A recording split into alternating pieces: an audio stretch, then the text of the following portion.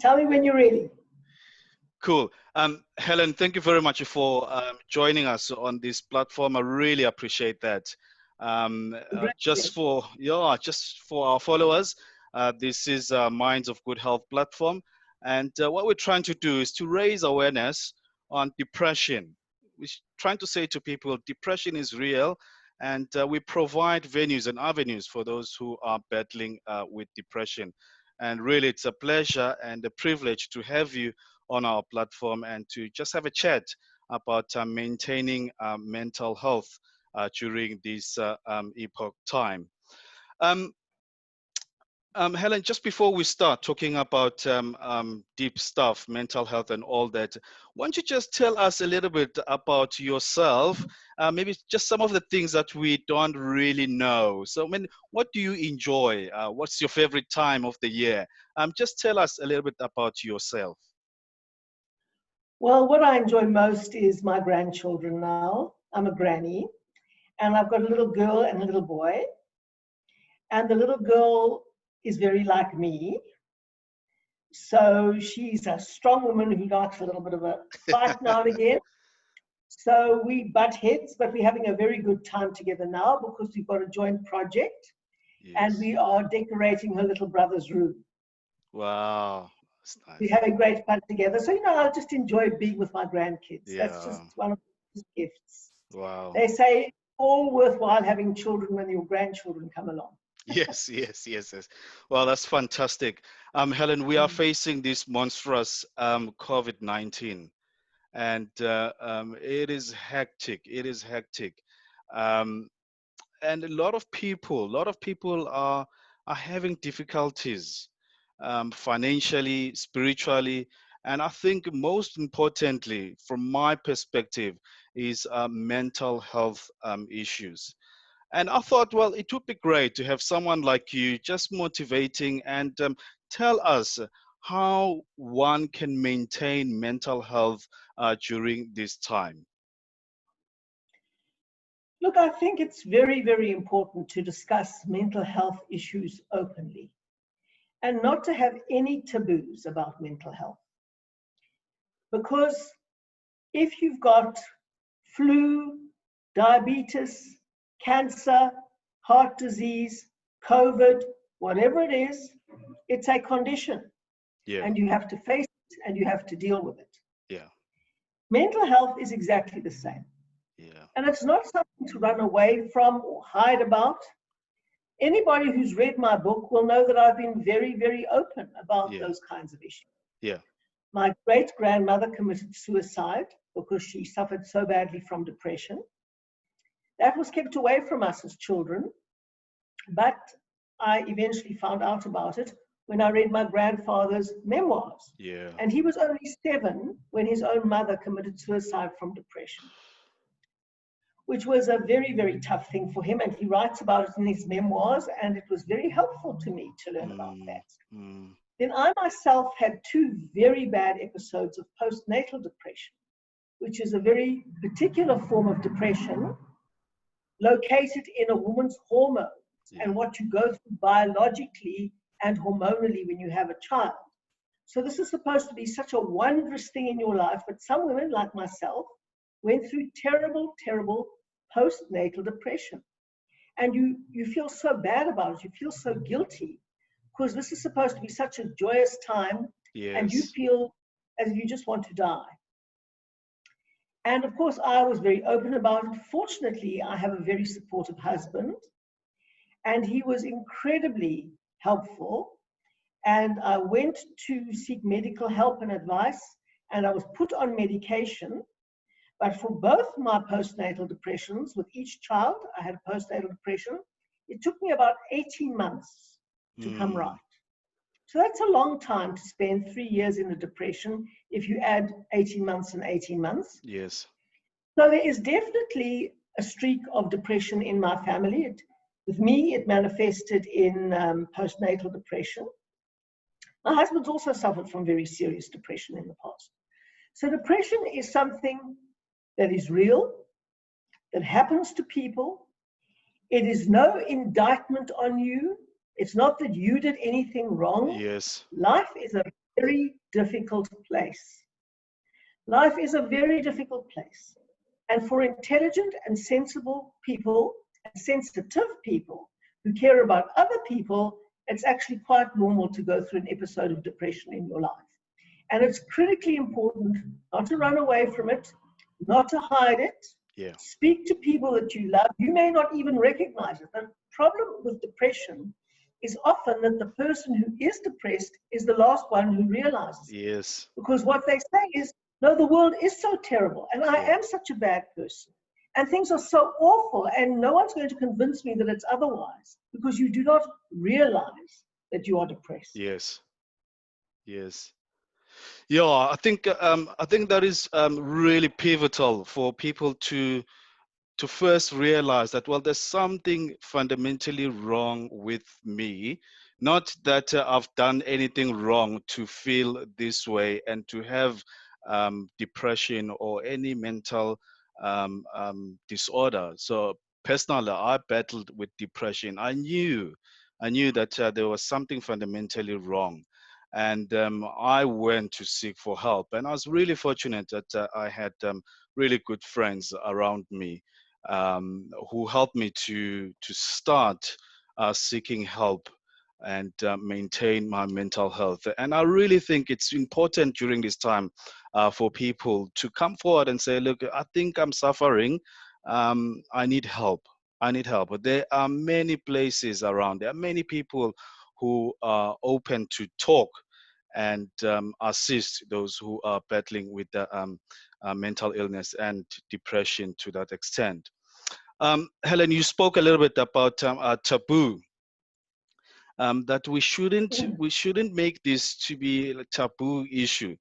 And unfortunately, in my experience, because I started this, I started as a project, and now it is an organization. And I found that there was no help really in South Africa. People talking about mental illness. We only hear about depression when a celebrity commits suicide. So how do we then move forward and making sure that as a society, the issues of mental illness and depression specifically are not a taboo subject? How do we make sure of that? How do we implement some practice or things to make sure that this thing is not a taboo? You know, that's why I've been very open about my own history of depression. Yeah. And my family history of depression, because there's nothing to hide. It doesn't make me a bad person, and it doesn't make me a person who can't hold down a job.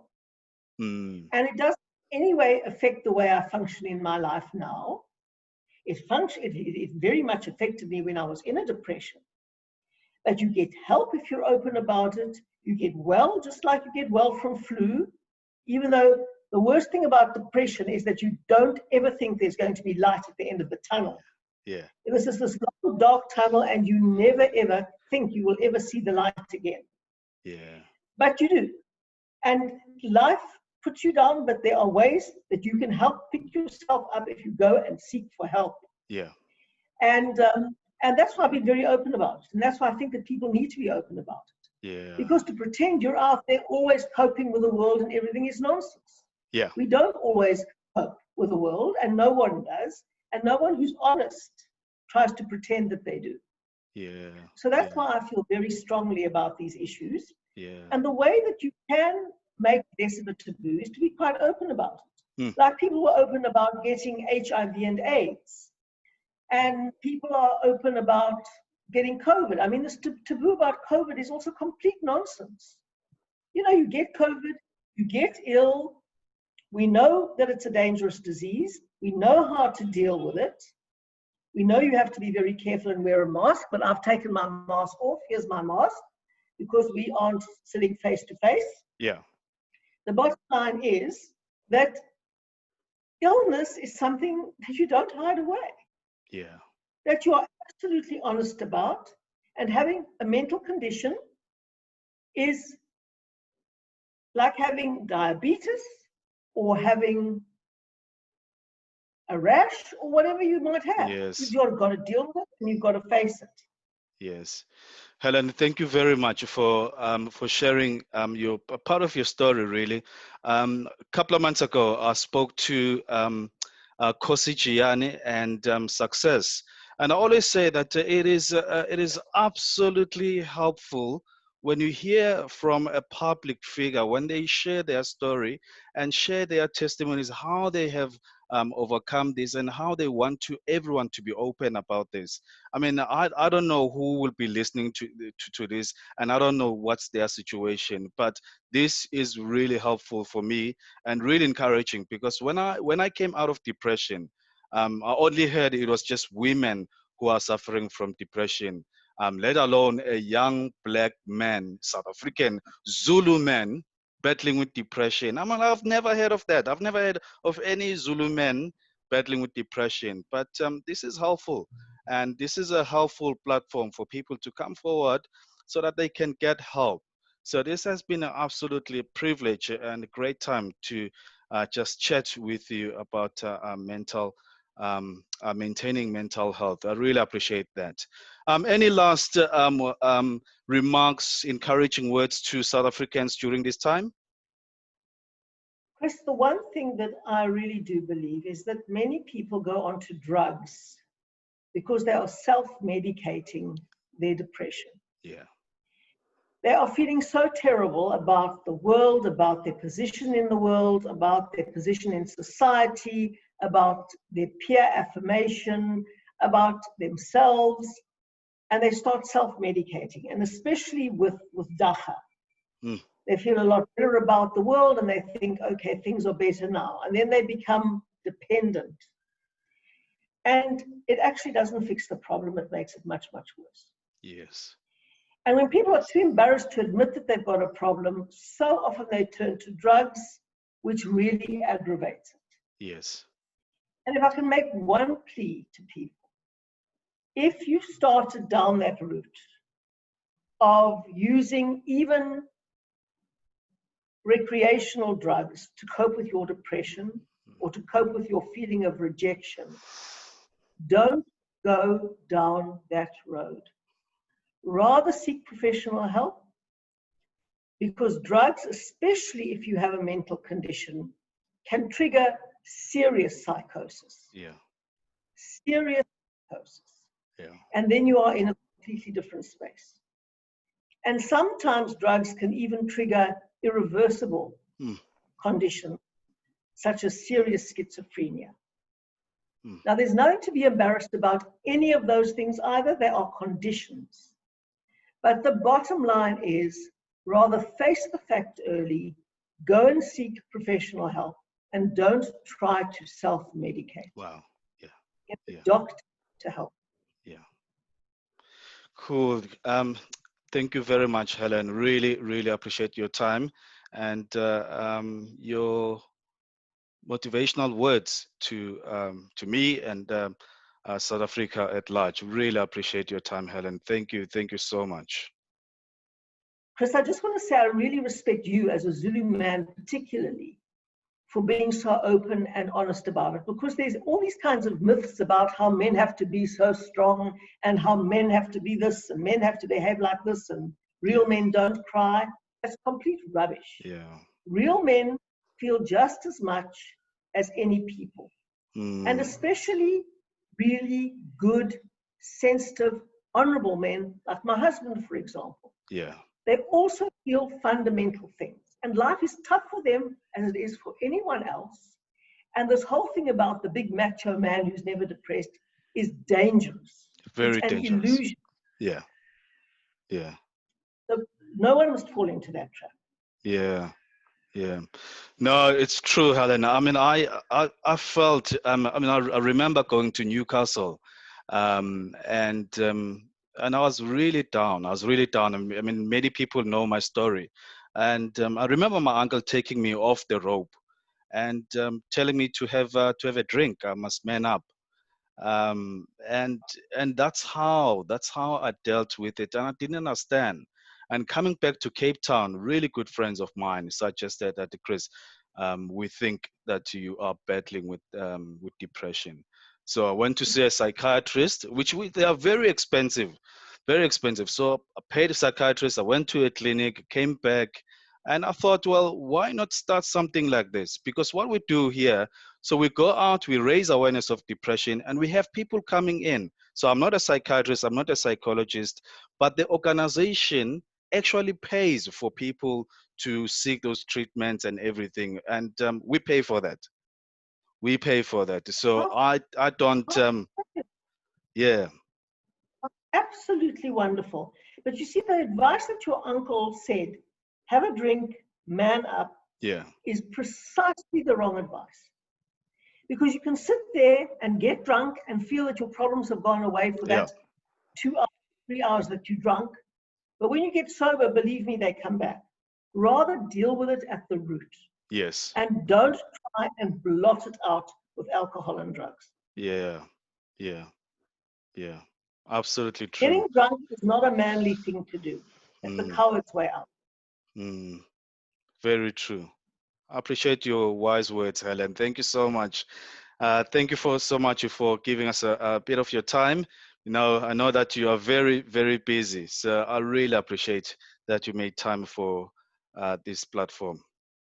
It's such a pleasure. And as a person who myself has suffered from severe depression, I always try to give back to help Yeah, anybody else who yeah, might be in the same place. yeah. All right, cool. Thanks, Helen. Well done. Chat soon.